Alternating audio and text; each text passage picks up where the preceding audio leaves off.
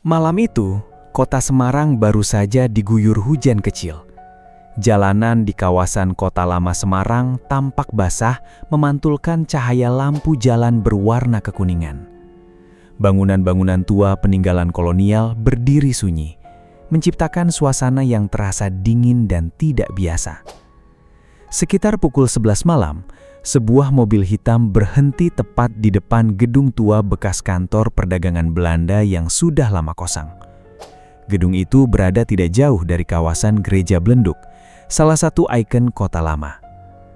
Dari dalam mobil, turun Ariel Noah bersama beberapa kru produksi pemotretan untuk proyek cover album terbarunya. Konsep yang dipilih malam itu adalah dark vintage, nuansa klasik, gelap, dan misterius. Tempatnya keren juga, ucap Ariel pelan sambil menatap bangunan tua 3 lantai itu.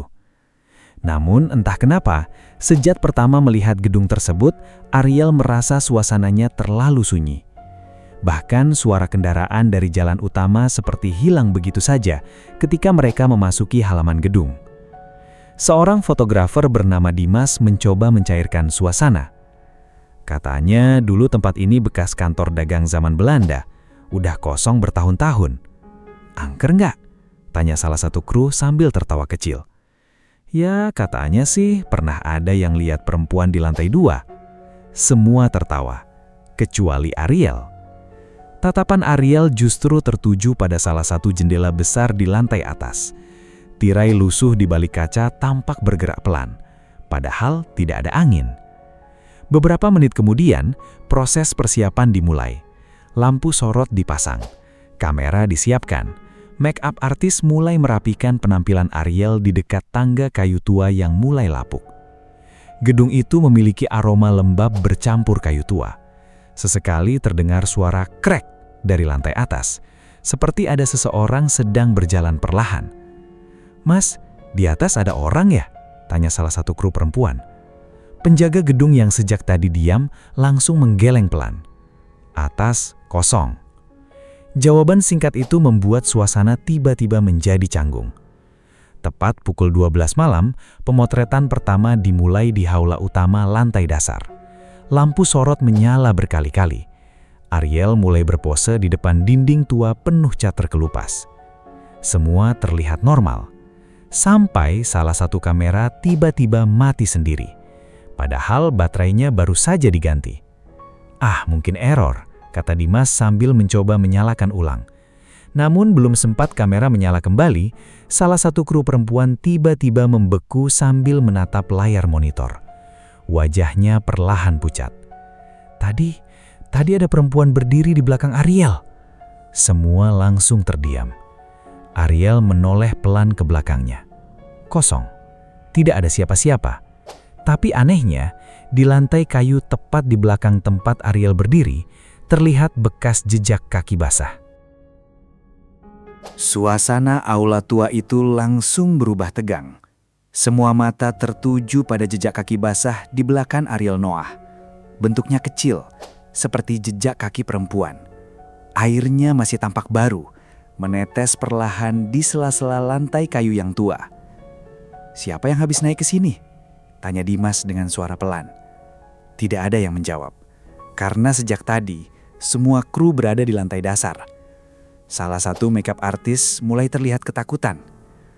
"Mas, tadi aku beneran lihat perempuan rambut panjang di monitor kamera." Ariel mencoba tetap tenang, walau dadanya mulai terasa tidak nyaman. Ia menunduk memperhatikan jejak kaki itu lebih dekat. Basahnya aneh, bukan seperti air hujan biasa. Warnanya sedikit kehitaman. Penjaga gedung yang sedari tadi diam akhirnya bicara pelan. "Kalau bisa, jangan naik ke lantai 2 malam-malam." Semua langsung menoleh. "Kenapa?" tanya Ariel. Penjaga itu tampak ragu menjawab. Wajahnya terlihat pucat terkena cahaya lampu sorot. "Dulu pernah ada perempuan jatuh dari atas." Belum sempat ia melanjutkan kalimatnya, brak! Suara benda jatuh keras terdengar dari lantai atas. Semua spontan terkejut.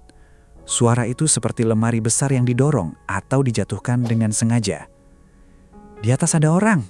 teriak salah satu kru. Dimas langsung mengambil senter.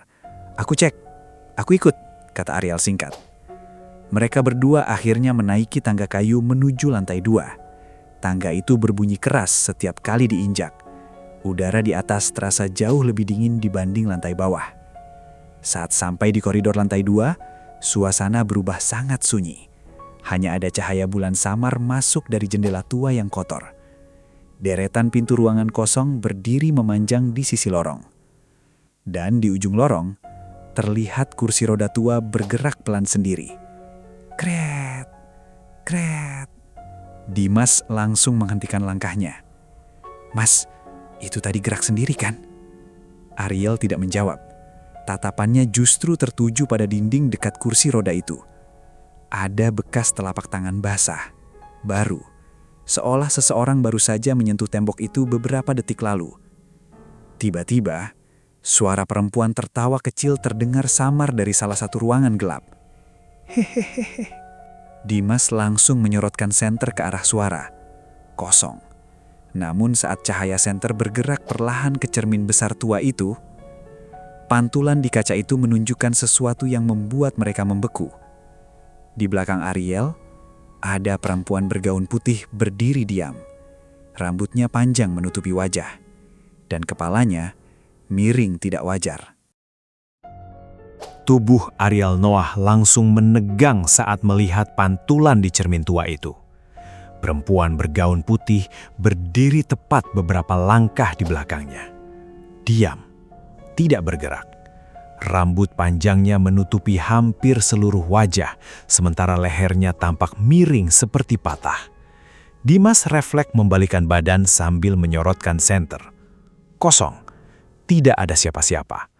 Namun anehnya, di cermin itu sosok perempuan tersebut masih terlihat berdiri. "Heh, Mas, jangan bercanda." Suara Dimas mulai gemetar. Ariel perlahan mundur satu langkah. Dan saat itulah, biar! Lampu di lantai 2 tiba-tiba padam total. Koridor langsung gelap gulita. Terdengar beberapa kru di bawah berteriak panik. "Mas Ariel, lampunya mati!" Suara langkah kaki berlari terdengar cepat di ujung lorong. Duk, duk, duk, duk. Bukan langkah manusia biasa. Suara itu seperti seseorang berlari sambil menyeret sesuatu di lantai kayu. Dimas panik menyorotkan senter ke berbagai arah. Cahayanya bergetar hebat. Lalu, senter itu menangkap sesosok perempuan berdiri di ujung lorong. Kali ini lebih jelas, gaunnya tampak lusuh dan basah. Kepalanya tertunduk, rambutnya meneteskan air ke lantai. Dan perlahan, kepalanya bergerak naik, memperlihatkan wajah pucat dengan mata hitam pekat. "Turun sekarang!" teriak Ariel. Mereka langsung berlari menuruni tangga. Tangga kayu berbunyi keras saat diinjak terburu-buru. Di belakang mereka terdengar suara tawa perempuan semakin dekat. Hehehehehehe. Sesampainya di lantai bawah, seluruh kru sudah berkumpul dalam keadaan panik. Beberapa lampu sorot mati sendiri. Monitor kamera berkedip tidak beraturan. "Ada apa di atas?" tanya salah satu kru. Dimas langsung mengambil kamera utama. "Tadi kerekord nggak?" Mereka semua berkumpul melihat hasil rekaman kamera. Video masih berjalan normal beberapa detik, menampilkan Ariel berdiri di depan cermin tua. Lalu, perlahan muncul sosok perempuan putih berdiri di belakangnya. Semuanya langsung terdiam karena sosok itu terlihat sangat jelas. Bukan bayangan, bukan efek kamera. Makhluk itu bahkan tampak bergerak perlahan mendekati Ariel. Salah satu kru perempuan langsung menangis ketakutan. Namun, yang paling mengerikan bukan itu. Saat video hampir selesai, kamera menangkap sosok perempuan tersebut menoleh langsung ke arah lensa. Dan bibirnya bergerak pelan, seolah sedang mengatakan sesuatu. Dimas memperbesar volume audio rekaman itu. Kru-kru lain mulai mundur ketakutan. Lalu, terdengar suara perempuan berbisik lirih dari speaker kamera. "Jangan pulang." Suasana di dalam gedung tua kawasan kota lama Semarang itu berubah kacau setelah rekaman suara perempuan berhasil terdengar jelas. Beberapa kru langsung meminta pemotretan dihentikan. "Ini udah nggak beres, Mas. kita keluar aja sekarang." Namun, anehnya, Ariel Noah justru merasa penasaran. Seumur hidupnya, ia belum pernah mengalami kejadian seaneh ini secara langsung. "Aku mau tahu sebenarnya ada apa di gedung ini," ucap Ariel pelan. Penjaga gedung yang sedari tadi diam akhirnya terlihat gelisah. Tangannya gemetar saat menyalakan rokok. "Saya udah bilang, jangan terlalu lama di sini malam-malam." Dimas langsung mendekat. "Pak, sebenarnya dulu ada kejadian apa?" Penjaga itu menatap lantai beberapa detik sebelum menjawab. "Dulu ada perempuan yang bunuh diri di lantai 3. Semua langsung terdiam. Namanya Ratih. Katanya dia jatuh dari atas gedung waktu zaman gedung ini masih dipakai." "Jatuh atau dijatuhin?" tanya Ariel. Penjaga itu perlahan menggeleng. "Nggak ada yang tahu pasti. Tapi sejak kejadian itu, lantai 3 ditutup." Dek, salah satu kru langsung menunjuk ke arah atas. "Tunggu, kalau lantai 3 ditutup, terus suara langkah tadi dari mana?" Belum sempat ada yang menjawab, duk, suara keras terdengar dari atas plafon. Lalu disusul suara benda berat diseret perlahan. Kret. Semua refleks mendongak. Suara itu tepat berada di atas mereka. Padahal lantai 3 sudah lama kosong. Tiba-tiba lampu sorot di sudut ruangan menyala sendiri mengarah ke tangga menuju lantai 3. Tangga besi tua itu gelap dan penuh debu. Di ujung atas tangga, terlihat samar sosok perempuan berdiri diam. Gaun putihnya kusam, tubuhnya basah, dan kini wajahnya mulai terlihat jelas. Kulitnya pucat kebiruan, mata hitamnya menatap lurus ke arah Ariel. Salah satu kru langsung berteriak histeris. "Itu dia! Itu dia!" Sosok itu perlahan mengangkat tangan kirinya, lalu menunjuk ke arah lantai 3, seolah meminta seseorang naik ke atas. Detik berikutnya, semua lampu langsung mati total. Gelap, sunyi. Lalu terdengar suara bisikan perempuan tepat di dekat telinga Ariel. "Dia masih di atas." Gelap memenuhi seluruh gedung tua di kawasan Kota Lama Semarang itu. Beberapa kru mulai panik dan menyalakan flashlight dari ponsel mereka. Cahaya kecil bergetar memenuhi aula yang lembab dan dingin. Sementara itu, Ariel Noah masih berdiri membetu. Bisikan perempuan tadi terasa begitu dekat, seolah tepat di belakang telinganya. "Dia masih di atas." "Ariel!" teriak Dimas sambil menarik lengannya. "Kita keluar sekarang." Namun sebelum mereka bergerak, terdengar suara langkah kaki pelan dari tangga besi menuju lantai 3. Tok, tok, tok. Semua langsung menoleh. Seseorang sedang berjalan turun perlahan dari atas. Padahal beberapa detik sebelumnya, tangga itu kosong. Cahaya senter Dimas diarahkan ke tangga. Dan di sana, terlihat kaki perempuan pucat berdiri di anak tangga paling atas. Diam, tidak bergerak. Gaun putih lusuhnya menjuntai panjang hingga menutupi sebagian tangga.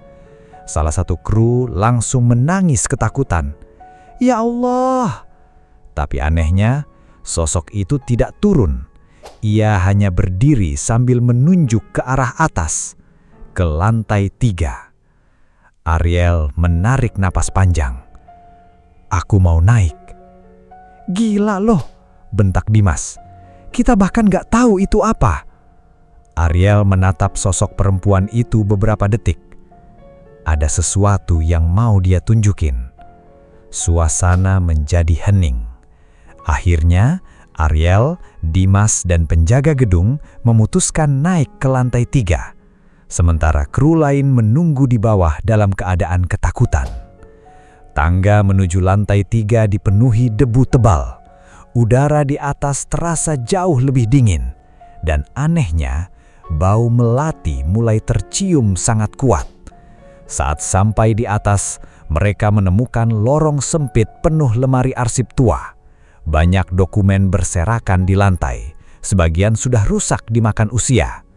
Penjaga gedung menunjuk satu ruangan di ujung lorong. Itu ruang arsip lama, udah dikunci hampir 20 tahun. Pintu kayunya tampak tua dan dipenuhi bekas goresan panjang seperti cakaran. Namun yang membuat Ariel merinding, ada suara pelan dari dalam ruangan. Suara perempuan menangis. Hicks, Hicks.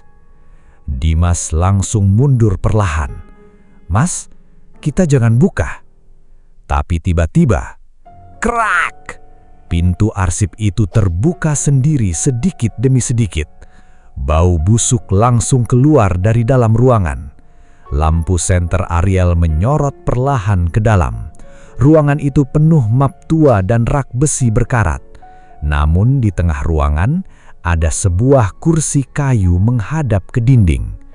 Dan di atas kursi itu terdapat foto hitam putih seorang perempuan muda. Wajahnya pucat, rambut panjang, memakai gaun putih yang sama seperti sosok yang mereka lihat sejak tadi. Di bawah foto itu tertulis nama Ratih 1998. Tiba-tiba, brak! Pintu ruangan tertutup sendiri sangat keras, dan dari sudut ruangan yang gelap terdengar suara perempuan berbisik pelan. "Aku tidak pernah pergi."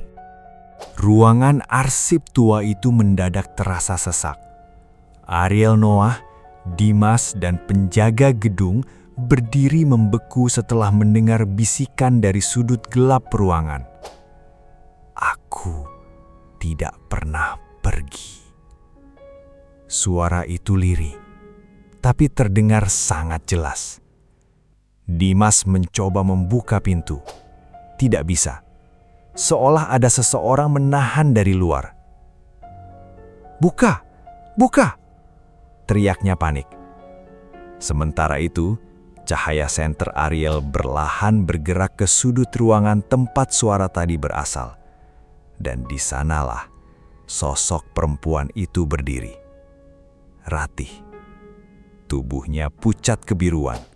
Gaunnya basah. Rambut hitam panjang menutupi sebagian wajahnya. Namun kini wajahnya terlihat jauh lebih jelas. Matanya kosong, tapi penuh kesedihan. Ariel menatap sosok itu tanpa bergerak. Entah kenapa, rasa takutnya perlahan berubah menjadi perasaan iba. "Kenapa kamu ganggu tempat ini?" tanya Ariel pelan. Sosok Ratih perlahan mengangkat tangannya, lalu menunjuk salah satu lemari arsip tua di pojok ruangan. Tiba-tiba, semua lampu senter berkedip bersamaan. Dimas gemetar ketakutan. "Ariel, jangan deketin." Namun Ariel tetap berjalan mendekati lemari itu. Dengan tangan gemetar, ia membuka laci paling bawah. Dan di dalamnya ada sebuah map tua berdebu. Di bagian depan tertulis, "Laporan kematian Ratih." Isi map itu membuat tubuh Ariel langsung dingin. Ratih ternyata bukan bunuh diri. Di dalam laporan lama itu, tertulis bahwa ia meninggal setelah didorong jatuh saat mencoba melaporkan kasus pelecehan yang terjadi di gedung tersebut pada tahun 1998. Kasus itu ditutup dan tidak pernah dipublikasikan. Tiba-tiba, suara tangisan Ratih terdengar memenuhi ruangan. Namun kali ini bukan menyeramkan, melainkan seperti seseorang yang akhirnya didengar setelah puluhan tahun. Perlahan, pintu ruangan terbuka sendiri. Udara dingin mulai menghilang, bau melati yang sejak tadi menyengat perlahan memudar. Saat Ariel menoleh kembali ke arah sudut ruangan, Ratih sudah tidak ada. Yang tersisa hanya foto hitam putih di atas kursi kayu. Namun anehnya, foto itu kini berubah.